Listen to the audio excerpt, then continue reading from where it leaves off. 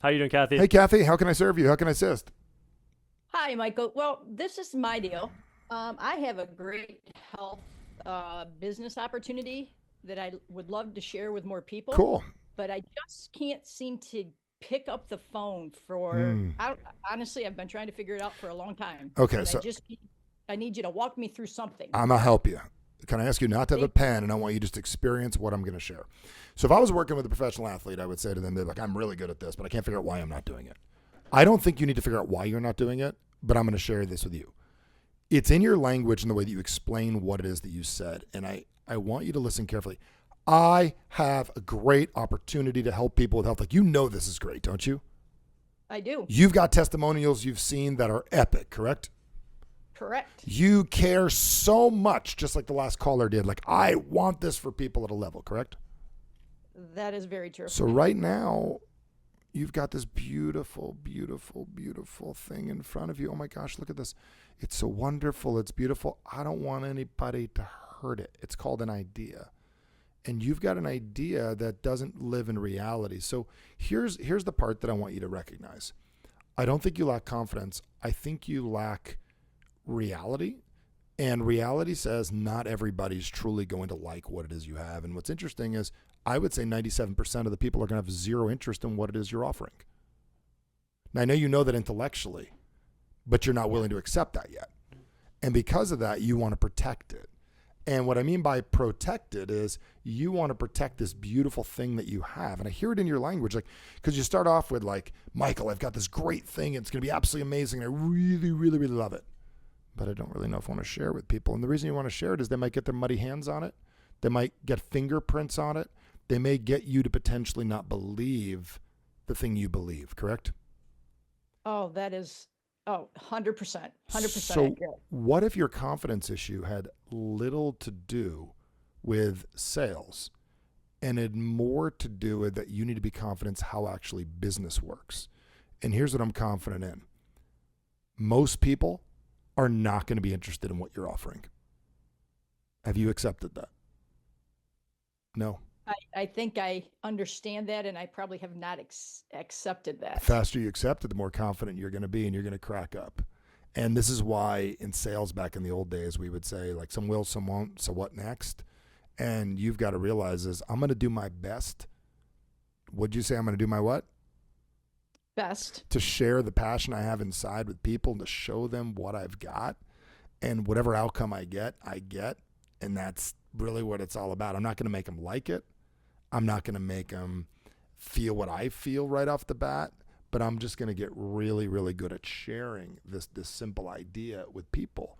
And this is the part that I'm gonna layer into you, and I want you to really, really understand right now is that you're capable of having the thing that you want. But I believe you're thinking your issue is sales, and it's actually not sales. It's protection. You're protecting this beautiful idea you have in your head instead of building a business you want. So here's the question: do you want to build a business or do you want to protect a thought?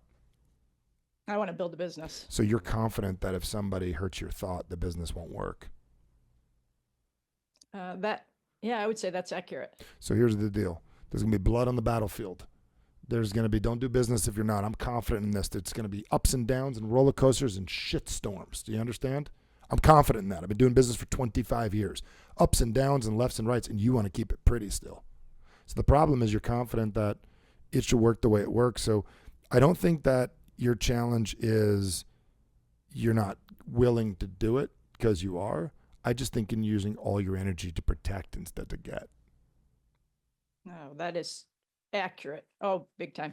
Okay, so what are you going to do with that? Light bulb. What are you going to do? What's the light bulb? The light bulb is I'm just going to share what I have, and whether they do it or they don't, at least I did my service. And for the first 20 or 30 ways that you explain it, you will be horrible at it. Absolutely. You will be I am, because so, I've shared it but I want millions of times. you Yeah, might as well be like, confident with people. Listen, I'm going to be really shitty trying to get my words out because I'm more excited. I'm more excited than I am good at explaining. My excitement's here. My explaining is here, and I'm rancid at explaining, but I'm very, very excited. So I'm going to explain this to you, and literally, I just got to do this. And then you can be confident in that. Shift your confidence. And that's the funny part people don't realize is it's not like you're not willing to do it. Shift it, shift it, shift it, shift it. Got it? Got it. Thank you. Yeah. Yeah. Very good. Thank you so Very good. much. Very good. I love that. And that's how that whole thing works. And I'm going to tell you, shift the confidence to another area. And I will tell you, and Shauna, we'll get to your question here in a second about Amazon. And I believe it's averagesucks.com as they need to go to get the book. It's averagesucks.com. It's not the link that we put up. So go to averagesucks.com. I believe that'll be able to help you. We'll drop that in the chat. So to answer your question, I want to really explain what I just said to her so everybody can understand it. She's confident that she wasn't good at it. Right. So she needs to go confidently tell people, I'm not that good at this, and let them know.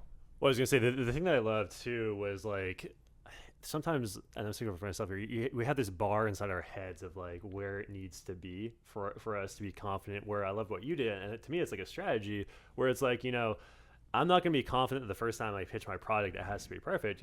I'm just going to have confidence that I'm gonna pitch my product, and lower the win is kind of what I'm trying to get to. And that was a big light bulb moment for me. Is it's like I think sometimes we have this like in our mind we're envisioning this like this perfection that kind of drains our confidence.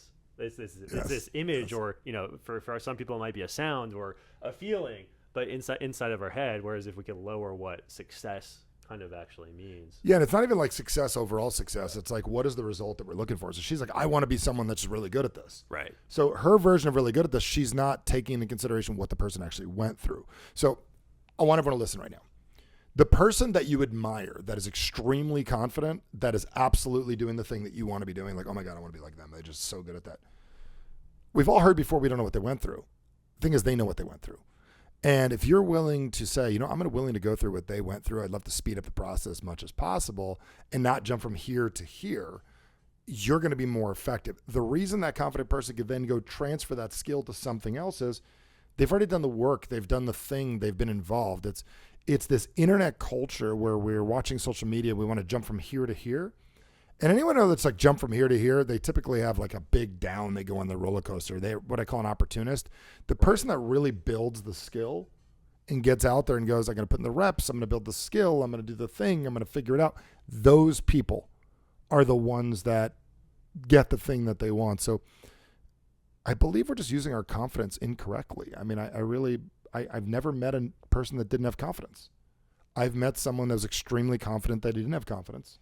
I've met someone that's really confident that alcohol was the only answer, and that's what they believed. I've met drug addicts that believe that they were confident that drugs would do the thing they need. Very, very rarely do I meet a human. Actually, I've never met anyone that didn't have confidence.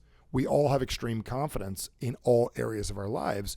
We have to now either shift the confidence to another area, or we have to transfer the confidence in a different way. So that's my challenge. Like, how are you using your current confidence is the real question, and that's one of the really deciding factors of professional people that get out of the slumps they're in. Like, they'll tell me, Michael, I'm in a slump. I'll say, are you confident? Oh yeah, I'm not hitting well. Okay, got it. So you are literally in a slump permanently. No, I'm not permanently. Got it. It's for a period of time.